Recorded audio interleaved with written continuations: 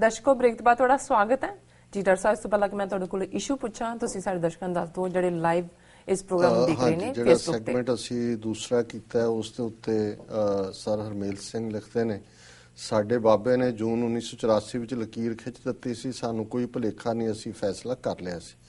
ਅਦੀਲ ਖਾਨ ਕਹਿੰਦੇ ਨੇ ਖਾਲਿਸਤਾਨ ਜ਼ਿੰਦਾਬਾਦ, ਭੁਪਿੰਦਰ ਸਿੰਘ ਕਹਿੰਦੇ ਨੇ ਖਾਲਿਸਤਾਨ ਜ਼ਿੰਦਾਬਾਦ, ਅਮਰੀਕ ਸਿੰਘ ਕਹਿੰਦੇ ਨੇ ਕੀਪ ਇਟ ਅਪ। ਥੋੜਾ ਵੇਰਵੇ 'ਚ ਹਸਨ ਪੱਟੀ ਰਾਣਾ ਜੀ ਨੇ ਕਾਮੈਂਟ ਦਿੱਤਾ ਕਿ in the wake of Uri attack, a rattled and jittery Pakistan has now resorted to rumor mongering with reports doing the rounds in the country that India may go for surgical strikes in Pakistan. क्योंकि भारत 'ਚ ਚਰਚਾ ਚੱਲ ਰਹੀ ਹੈ ਜੀ ਫੁੱਲ scale ਨਹੀਂ surgical ਕਰੋ। ਉਹਨਾਂ ਨੇ ਕਿਹਾ ਵੀ ਇੱਕ ਸਟੇਜ ਤੇ ਪਾਕਿਸਤਾਨ ਥੋੜਾ ਜਿਹਾ ਅਫਵਾਹਾਂ ਦਾ ਬਾਜ਼ਾਰ ਗਰਮ ਰਿਹਾ, ਪਰ ਹੁਣ ਉਹਨਾਂ ਨੇ ਇਸ ਦੇ ਬਾਰੇ ਜਿਹੜੀ ਹੈ ਪ੍ਰੋਪਰ ਨੀਤੀ ਬਣਾਈ ਹੈ। In the background of this intelligence report, Pakistan Army Chief General Raheel Sharif is said to have talked to Prime Minister Nawaz Sharif, who reportedly asked the Army Chief to respond with full force. कि भी राहिल शरीफ ने नवाज शरीफ ਨਾਲ ਗੱਲਬਾਤ ਕੀਤੀ ਔਰ ਉਹਨੇ ਕਿਹਾ ਕਿ ਵੀ ਪੂਰੇ ਜ਼ੋਰਦਾਰ ਤਰੀਕੇ ਦੇ ਨਾਲ ਇਸ ਕਿਸਮ ਦੇ ਕਿਸੇ ਵੀ ਦਿਲਵਦੀ ਦਾ ਜਵਾਬ ਦਿੱਤਾ ਜਾਏ। Following are the actions which Pakistan has taken as of now. ਵੀ ਇਹ ਪਾਕਿਸਤਾਨ ਨੇ ਕਾਰਵਾਈਆਂ ਕੀਤੀਆਂ ਨੇ। All of the air traffic flights from Pakistan to northern areas have been cancelled. ਸਾਰੀਆਂ ਜਿਹੜੀਆਂ ਉਡਾਨਾਂ ਨੇ ਜਹਾਜ਼ਾਂ ਦੀਆਂ ਟ੍ਰੈਫਿਕ ਇਸਲਾਮਾਬਾਦ ਤੋਂ ਨਾਰਦਰਨ ਏਰੀਆਜ਼ ਗਿਲਗਿਤ ਬਾਲਸਤਾਨ ਉਹ ਕੈਂਸਲ ਕਰ ਦਿੱਤੀਆਂ ਨੇ। Pakistan air force is on standby. Pakistan air force ਬਿਲਕੁਲ ਤਿਆਰੀ ਦੀ ਹਾਲਤ 'ਚ। Pakistan has closed motorways at some places for all kinds of traffic. ਕੁਝ ਥਾਵਾਂ ਤੇ ਹਰ ਕਿਸਮ ਦੇ ਟ੍ਰੈਫਿਕ ਲਈ ਉਹਨਾਂ ਨੇ ਜਿਹੜਾ ਉਹ ਬੰਦ ਕਰ ਦਿੱਤਾ ਹੈ। These are the sections where, in case of emergency or need, fighter jets can make emergency takeoff and landings. ਇਹ ਉੱਥੇ ਕੈਂਸਲ ਕੀਤੀਆਂ ਜਿੱਥੇ ਐਮਰਜੈਂਸੀ ਲਈ ਫਲਾਈਟ ਉਡਾਣੀ ਜਾਂ ਲੈਂਡ ਕਰਨੀ ਜ਼ਰੂਰੀ ਹੋ ਸਕਦੀ ਹੈ। ਸੋ ਅਸੀਂ ਇਹਨਾਂ ਦੇ ਸ਼ੁਕਰਗੁਜ਼ਾਰ ਹਾਂ ਜੀ। ਡਾਕਟਰ ਸਾਹਿਬ, ਇਸ਼ੂ ਬਾਰੇ ਤੁਸੀਂ ਕੀ ਕਹਿਣਾ ਚਾਹੋਗੇ? ਜੀ, ਭਾਰਤ ਨੂੰ ਬਹੁਤ ਵਾਰ ਜਦੋਂ ਇੱਕ ਲੋਕਤੰਤਰ ਦੱਸਿਆ ਜਾਂਦਾ ਹੈ ਔਰ ਉਹਦੇ 'ਚ ਲੋਕਤੰਤਰ ਦੀ ਇੱਕ ਪਰਿਭਾਸ਼ਾ ਜਾਂ ਇੱਕ ਉਸ ਦੀ ਜਿਹੜੀ ਖੂਬਸੂਰਤੀ ਹੁੰਦੀ ਹੈ ਵਿਚਾਰਾਂ ਦਾ ਪ੍ਰਗਟਾਵਾ ਜੀ, ਪਰ ਭਾਰਤ ਦੇ ਵਿੱਚ ਇੱਕ ਪਾਸੇ ਤਾਂ ਮੁਸਲਮਾਨਾਂ ਸਿੱਖਾਂ ਈਸਾਈਆਂ ਨੂੰ ਤਾਂ ਡਰ ਦੇ ਨਾਲ ਹੀ ਜਾਂ ਦੇਸ਼ ਧਰੋਹ ਦੀ ਉਹਨਾਂ ਦੇ ਉੱਤੇ ਤਲਵਾਰ ਲਟਕਾ ਕੇ ਉਹਨਾਂ ਦੀ ਆਵਾਜ਼ ਘੁੱਟ ਦਿੱਤੀ ਗਈ ਹੈ, ਗਲਾ ਹੀ ਘੁੱਟ ਦਿੱਤਾ ਗਿਆ, ਆਵਾਜ਼ ਨਿਕਲਦੀ ਨਹੀਂ ਸੰਘ ਚੋਂ, ਕਲਮ ਵੀ ਨਹੀਂ ਚੱਲਦੀ ਹੈ। ਕਿਵੇਂ ਕਿੰਨੇ ਲੇਖਕਾਂ ਨੇ ਇਹਦੇ ਬਾਵਜੂਦ ਕਿ ਉਹਨਾਂ ਨੇ ਆਪਣੇ ਅਵਾਰਡ ਸਰੈਂਡਰ ਕੀਤੇ, ਕਿਸੇ ਦੇ ਕੰਨਾਂ ਤੇ ਜੂੰ ਨਹੀਂ ਰਿੰਗੀ। ਪਰ ਜਿਹੜੇ ਲੋਕ ਦੂਸਰੇ ਬਹੁ ਗਿਣਤੀ ਨਾਲ ਸੰਬੰਧਿਤ ਨੇ, ਭਾਵ ਹਿੰਦੂ ਨੇ ਜੀ, ਔਰ ਉਹਨਾਂ 'ਚ ਵੀ ਉਹ ਲੋਕ ਜਿਹੜੇ ਐਸਟੈਬਲਿਸ਼ਡ ਨੇ ਆਪਣੇ ਆਪਣੇ ਫੀਲਡਸ ਦੇ ਵਿੱਚ, ਉਹਨਾਂ ਨੂੰ ਵੀ ਜਿਹੜਾ ਆਪਣੀ ਗੱਲ ਆਜ਼ਾਦੀ ਨਾਲ ਕਹਿਣ ਦਾ ਹੱਕ ਨਹੀਂ ਹੈ। ਔਰ ਜਿਵੇਂ ਅਸੀਂ ਪਿਛਲੇ ਦਿਨਾਂ 'ਚ ਜ਼ਿਕਰ ਕੀਤਾ ਸੀ ਕਿ ਵਿਸ਼ਾਲ ਡਿਡਲਾਨੀ ਜਿਹੜੇ ਕਿ music composer, Aam Aadmi party ਦੇ ਸਿੰਪੈਥਾਈਜ਼ਰ ਹੀ ਨਹੀਂ, ਉਹਨਾਂ ਨੇ ਬੜੀ ਫਾਈਨੈਂਸ਼ੀਅਲ ਹੈਲਪ ਵੀ ਕੀਤੀ ਜਦੋਂ ਅਰਵਿੰਦ ਕੇਜਰੀਵਾਲ ਨੇ ਜਿਹੜਾ ਦਿੱਲੀ ਦੇ ਵਿੱਚ ਇਲੈਕਸ਼ਨਾਂ ਲੜੀਆਂ ਜੀ। ਹੁਣ ਪਿਛਲੇ ਦਿਨਾਂ ਇੱਕ ਪਾਸੇ ਤਾਂ ਹਿੰਦੂਤਵਾ ਦਾ ਝੰਡਾ ਚੁੱਕਿਆ ਹੋਇਆ ਮੋਦੀ ਕਿਆ ਨੇ ਔਰ ਥੱਲੇ ਤੱਕ RSS ਨੇ, ਦੂਸਰੇ ਪਾਸੇ ਦੱਸਣ ਲਈ ਜਿਵੇਂ ਉਹਨਾਂ ਨੇ ਕੁਝ ਰੈਂਟਾ ਸਿੱਖ ਰੱਖੇ ਹੋਏ ਨੇ, ਉਹਨਾਂ ਤੋਂ ਬਾਦਲ ਵਰਗੇ ਬਿਆਨਬਾਜ਼ੀਆਂ ਹੁੰਦੀਆਂ।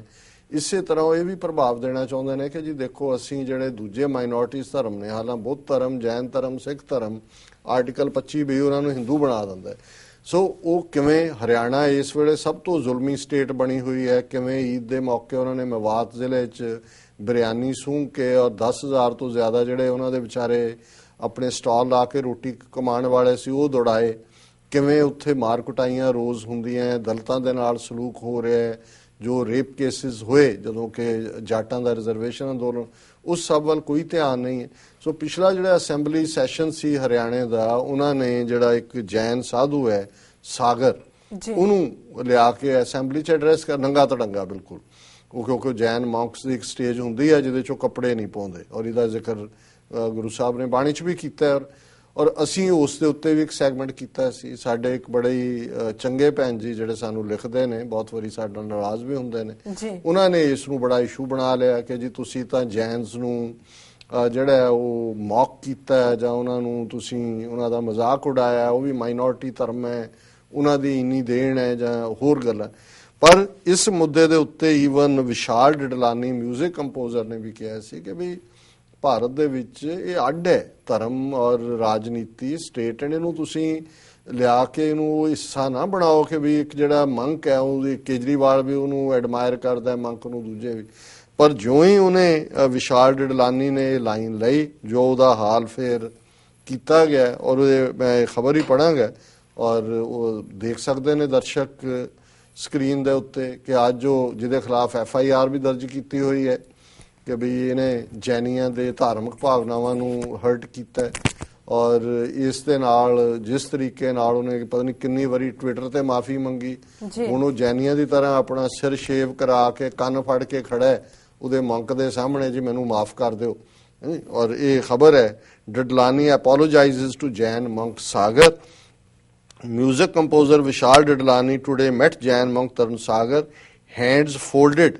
He apologized to him for his sarcastic tweet about him. The monk asked him to seek forgiveness from the Jains for hurting the community's sentiments. The composer apologized as per the tradition of seeking panch maafi, that includes holding the ears. ਉਹ ਕੰਨ ਫੜ ਕੇ ਸਿਰ ਮੁਨਾ ਕੇ ਉਹਨਾਂ ਦੇ ਸਾਹਮਣੇ ਜਾ ਕੇ ਮਾਫੀ ਮੰਗ ਰਿਹਾ। ਫਿਰ ਉਹਨੇ ਸਾਗਰ said he had already forgiven Dadlani and would appeal to the community to forgive him and treat the, ਉਹਨੇ ਕਿਹਾ ਜੀ ਮੈਂ ਆਪਣੇ ਜੈਨੀਆਂ ਨੂੰ ਵੀ ਕਹਿ ਦਿੱਤਾ ਕਿ ਮਾਫ ਕਰ ਦੇਣ। I have been saying this right from the start when these events unfolded, that personally I don't feel hurt or sad. I was talking to Vishal today and I told him that the Jain community has been hurt. It was their demand that he should come to me in person and apologize, after which they will stop protests against him. ਹੁਣ ਤੁਸੀਂ ਇਹੀ comparison ਕਰੋ, ਕਿਉਂਕਿ ਇਹ ਮੋਦੀ ਦੇ ਖਾਸਮ ਖਾਸ ਨੇ, ਇਹਨਾਂ ਦੇ ਵਿੱਚ ਵੀ ਮੁਸਲਮਾਨਾਂ 'ਚ ਵੀ ਉਹਨਾਂ ਨੇ ਕੁਝ ਐਸੇ ਲੱਭ ਲਏ ਨੇ ਉੱਥੇ ਜਿਹੜੇ ਉਹਨਾਂ ਦੀਆਂ ਕਨਵੈਨਸ਼ਨਾਂ 'ਚ ਜਾਂਦੇ ਨੇ ਜਾਂ ਦੂਜਾ ਇੱਦਾਂ ਦੇ ਹੀ ਇਹਨਾਂ 'ਚ ਵੀ ਨੇ।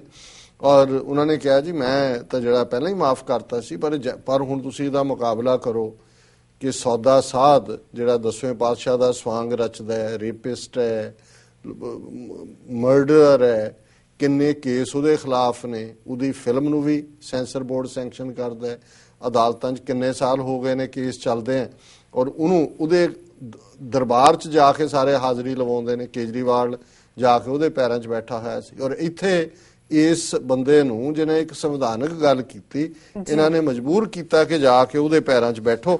ਫਿਰ ਇਸ ਦੇ ਨਾਲ ਹੀ ਦੂਸਰਾ ਪਾਰਟ ਹੈ ਵੀ ਉਹਨੇ ਡਡਲਾਨੀ ਨੇ ਮੀਡੀਆ ਨੂੰ ਕਿਹਾ I apologized over Twitter 32 times, ਕਹਿੰਦੇ 32 ਵਾਰ ਮੈਂ ਪਹਿਲਾਂ ਟਵਿੱਟਰ ਦੇ ਉੱਤੇ ਮਾਫੀ ਮੰਗ ਚੁੱਕਾ, ਐਂਡ ਤਰੁਣ ਸਾਗਰ ਜੀ ਆਲਸੋ ਫॉरगिव मी, ਕਿਉਂਕਿ ਉਹਨੇ ਵੀ ਮੈਨੂੰ ਮਾਫ ਕਰਤਾ। I wanted to come personally earlier but there was an FIR against me. I didn't want, ਹੁਣ ਉਹ ਆਪਣੇ ਆਪ ਨੂੰ ਕਹਿ ਰਿਹਾ ਜੀ ਮੈਂ ਕੋਈ ਇਹ ਨਹੀਂ ਦੱਸਣਾ ਚਾਹੁੰਦਾ ਕਿ ਮੈਂ ਕੋਈ ਡਰ ਗਿਆ ਜਾਂ ਦੂਜਾ, ਬਟ ਮੈਂ ਜਿਹੜਾ ਅਲਟੀਮੇਟਲੀ ਆ ਗਿਆ। ਸੋ ਇਹ ਭਾਰਤ ਦਾ ਲੋਕਤੰਤਰ ਹੈ, ਇਹ ਵਿਚਾਰਾਂ ਦੀ ਆਜ਼ਾਦੀ ਹੈ, ਔਰ ਇੱਕ ਪਾਸੇ ਇਹ ਪਾਰਟ ਚੱਲ ਰਿਹਾ ਔਰ ਦੂਸਰੇ ਪਾਸੇ ਜੇ ਅਸੀਂ ਦੇਖੀਏ ਵੀ ਕਿਸ ਅੰਦਾਜ਼ ਦੇ ਵਿੱਚ ਕਸ਼ਮੀਰ ਦੇ ਵਿੱਚ ਉਹਨਾਂ ਨੇ ਹੁਣ 10,000 ਤੋਂ ਜ਼ਿਆਦਾ ਜਿਹੜੇ ਨੇ SPO, ਜਿਵੇਂ ਪੰਜਾਬ ਦੀ ਮੂਵਮੈਂਟ ਨੂੰ ਖਤਮ ਕਰਨ ਲਈ 5-5 ਰੁਪਏ ਮਹੀਨੇ ਦੇ ਇਹਨਾਂ ਨੇ ਭਰਤੀ ਕਰਨੇ ਨੇ, ਇਹ ਸਾਰੇ ਮੁਖਬਰ ਹੋਣਗੇ। ਔਰ ਇਹ ਡੈਮੋਕ੍ਰੇਸੀ ਹੈ, ਇੱਕ ਪਾਸੇ ਤੁਸੀਂ ਮੁਖਬਰ ਭਰਤੀ ਕਰੋ, ਦੂਜੇ ਪਾਸੇ ਆਜ਼ਾਦੀ ਦੇ ਹੱਕ ਨੂੰ ਕੁਚਲੋ। ਇਹ ਭਾਰਤ ਦੇ ਲੋਕਤੰਤਰ ਦਾ ਜਿਹੜਾ ਹੈ ਉਹ ਮਹਾਨ ਭਾਰਤ ਦਾ ਲੋਕਤੰਤਰ ਹੈ। ਜੀ ਡਾਕਟਰ ਸਾਹਿਬ, ਇੱਥੇ ਲੈਣਾ ਬ੍ਰੇਕ। ਵੀਅਰਸ ਤੁਸੀਂ ਇਸ ਤਰ੍ਹਾਂ ਬਣੇ ਰਹਿਣਾ, ਮਿਲਦੇ ਹਾਂ ਛੋਟੇ ਬ੍ਰੇਕ ਤੋਂ ਬਾਅਦ।